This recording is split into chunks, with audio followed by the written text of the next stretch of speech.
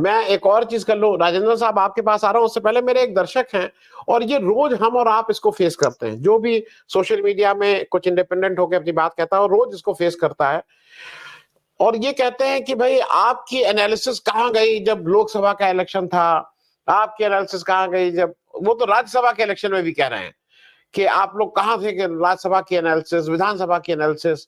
एक तो मालूम नहीं कि भाई हम लोग कभी कोई ज्योतिषी तो है नहीं कि ये सीट का बोले, एनालिसिस करते हैं।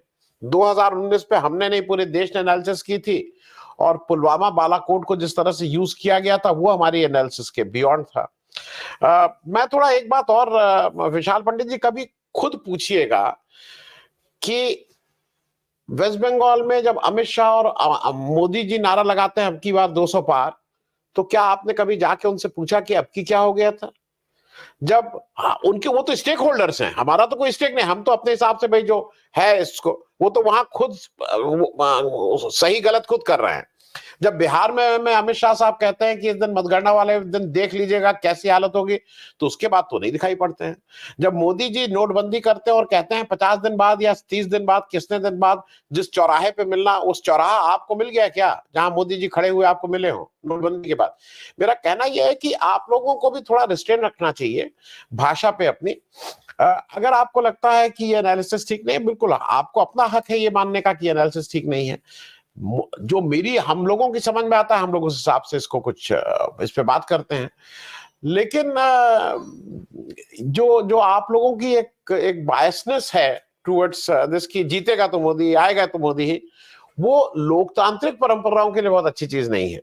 राजेंद्र साहब, मुख्य बात वही घूम फिर के आ जाती है कि मोदी जी का जो जो एनडीए वाला कुनबा है वो ठीक नहीं हो पा रहा है। साउथ में बिल्कुल ठीक नहीं हो पाया, एआईएडीएमके उनसे छिटक गया, उसने कहा कि भाई हाथ जोड़ लिए कि हम तुम्हारे साथ नहीं। मोदी जी पीट पीट करके किसी तरह से तेलुगु देशम के साथ एक आंध्र प्रदेश में गठबंधन कर पाए हैं, जहां पे पिछले इलेक्शन में 2019 में उनका 1% से कम मत प्रतिशत 1% से कम था। मोदी जी मार मार के उड़ीसा में भी कुछ एक गठबंधन करना चाहते हैं। मोदी जी बिहार में भी एक गठबंधन करने के चक्कर में है, लेकिन कोई इधर भागा जा रहा है, कोई उधर भागा जा रहा है। पारस जी अब इस्तीफा दे दिए हैं, किधर जाएंगे नहीं मालूम है। ये बात मैं इसलिए कह रहा हूं कि कुछ बातें, कल सीता सोरेन ने बीजेपी ज्वाइन की, ये बड़े बड़े अक्षरों में आया, लेकिन कल आप देखिएगा आज पप्पू यादव ने अपनी पार्टी का मर्जर किया है कांग्रेस में, दानिश अली ने ज्वाइन किया है। और एक बड़ी खबर ये थी कि कल जब ये हुआ तो जयप्रकाश पटेल जो सिटिंग एमएलए बीजेपी के झारखंड में, उन्होंने भी कांग्रेस ज्वाइन की। मेरा सिर्फ कहना यह है कि ये एनडीए का कुनबा आज, अच्छा जनता दल एस के साथ भी अभी तक फाइनल सीट नहीं हो पाया है कर्नाटका में। आपको कहीं लग रहा है कि एनडीए का कुनबा कहीं पे भी कुछ भी कर पाएगा? और खास करके दक्षिण में के राज्यों में तो मुझे अभी तक कहीं ये कुछ करते हुए दिखाई नहीं दे रहा। पीएमके के साथ इन्होंने एक गठबंधन किया, 12 सीट या 10 सीट उनको तमिलनाडु में उनके साथ है, लेकिन वो ठीक है। रामदास साहब की अपनी एक है, उनकी 1-2 सीट जो शायद नॉर्थ तमिलनाडु में उनका कुछ प्रभाव है, लेकिन बाकी बीजेपी को क्या फायदा होगा नहीं समझ में आता। एनडीए कितना चाक चौबंद है, राजेंद्र साहब कितना तैयार है?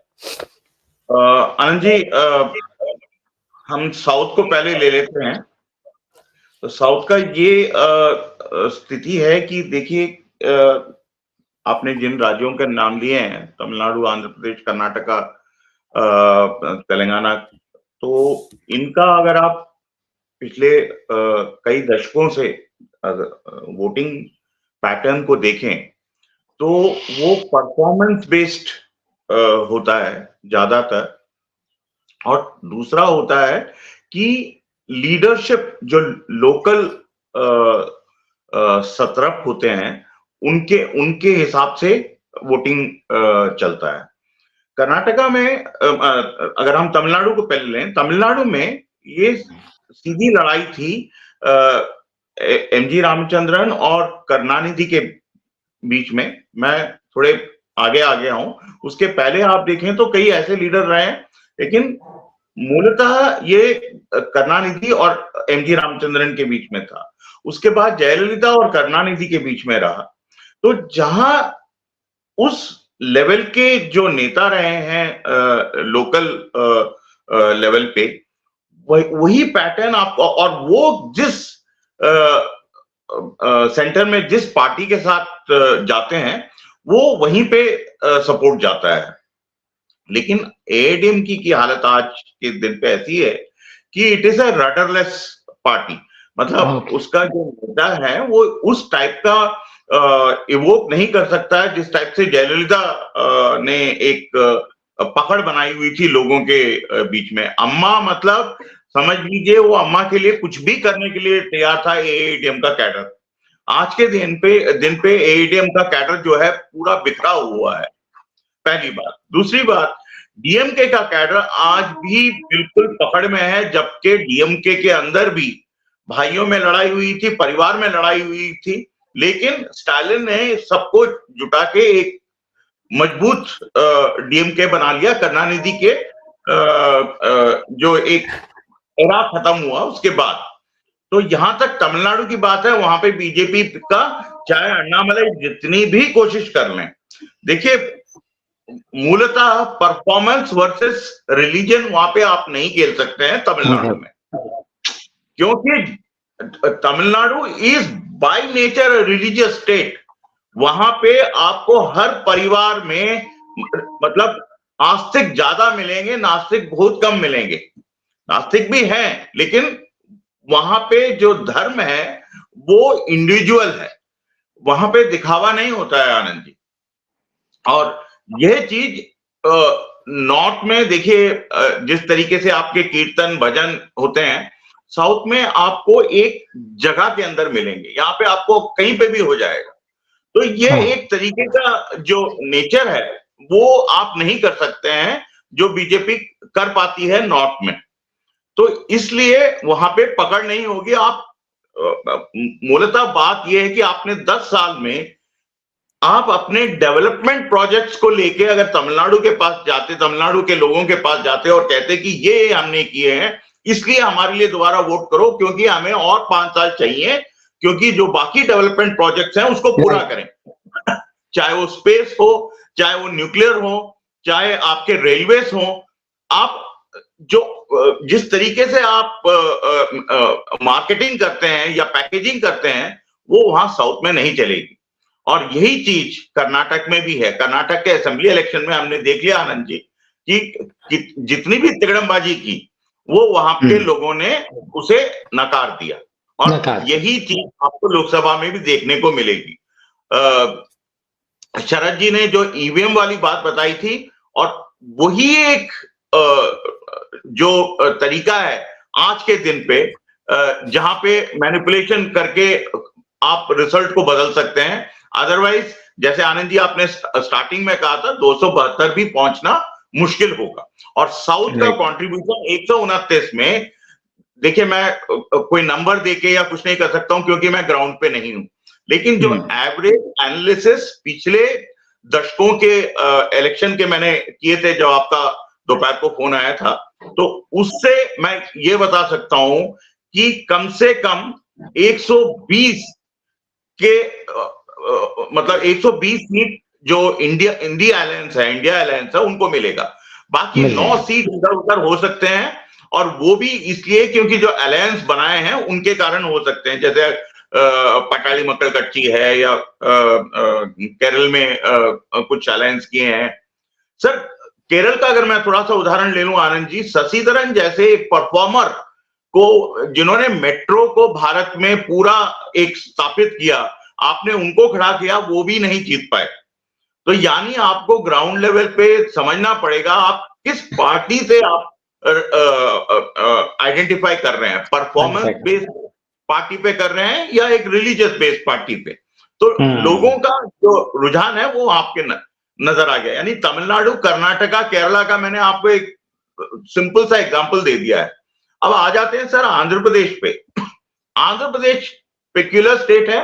Chandrababu Naidu is the originator of IT revolution in Andhra Pradesh. Sir उनका जो काम उन्होंने किया था आंध्र प्रदेश में वो ग्राउंड लेवल पे नजर आ रहा था, लेकिन उसके बावजूद लोगों ने नकारा उनको कि कई डेवलपमेंट प्रोजेक्ट्स नहीं हो पाए, सिर्फ आईटी को लेके आप नहीं चला सकते देश को, मतलब राज्य को।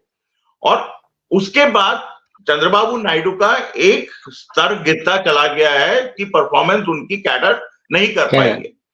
यहां पे कांग्रेस ने जो पकड़ बनाई है पिछले कई दिनों से, और जगन के फैमिली में से उनकी सिस्टर को लेके कांग्रेस जो खेल खेलेगा अभी अगले 2 महीने में, आप देखिए वहां पे काफी फर्क पड़ जाएगा।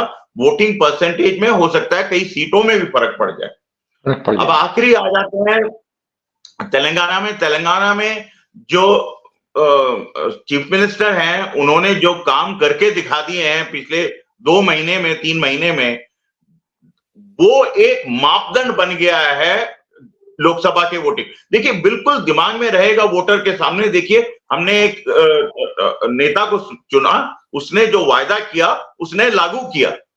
आपने उत्तराखंड में क्या किया है, आपने छत्तीसगढ़ में क्या किया है, आपने मध्य प्रदेश में क्या किया इतने दिनों में, ये क्या दिखाएंगे आप? क्या राम मंदिर सिर्फ रख के आप दिखा पाएंगे? और शरद जी ने जिस तरीके से बताया बिल्कुल सही सर, कि आपने एक ऐसा मूर्ति बना के रुझान करने की कोशिश की है कि आप साउथ के साथ आइडेंटिफाई कर रहे हैं। लेकिन सर ऐसा है कि अमिताभ बच्चन वहां पे अभी भी नहीं चलते हैं, वहां रजनीकांत ही चलता है। और इस चीज को ध्यान रख लीजिएगा, वहां के जो लोकल एक्टर हैं वही फेवरेट रहते हैं। इस पे ही मैं यहाँ अपना विराम करता हूँ। आनंद जी। राजन भाई, आपसे बस चलते चलते जल्दी से एक चीज, जैसी खबर आ रही है कि तेलंगाना की गवर्नर साहिबा जो है उन्होंने इस्तीफा देके वो तमिलनाडु से इलेक्शन लड़ने की बात आ रही है। मैं दोनों चीजें एक साथ पूछूं, ये क्या उचित है? एक गवर्नर जो निष्पक्ष माना जाता है वो इस्तीफा देता आके इलेक्शन लड़ने लगता है। एक हाईकोर्ट के सिटिंग जज साहब अभी कुर्सी पे बैठे बैठे बोलते हैं कि मैं पॉलिटिक्स ज्वाइन करने वाला हूं, पॉलिटिक्स ज्वाइन करते हैं, अब इस्तीफा देते हैं, 24 घंटे 48 घंटे के अंदर बीजेपी ज्वाइन कर लेते हैं। मैं बहुत संक्षेप में 1 मिनट में, ये कौन सी परंपरा हम सब लोग की तरफ इशारा कर रहे हैं, और ये इससे लोकतंत्र मजबूत हो रहा है कि कमजोर हो रहा है? आनंद जी, पिछले 10 साल में जो हमारी संस्थाएं हैं, जो डेमोक्रेटिक संस्थाएं हैं, जिस तरीके से उनको चोट लगाई गई है, ये उसका उदाहरण है।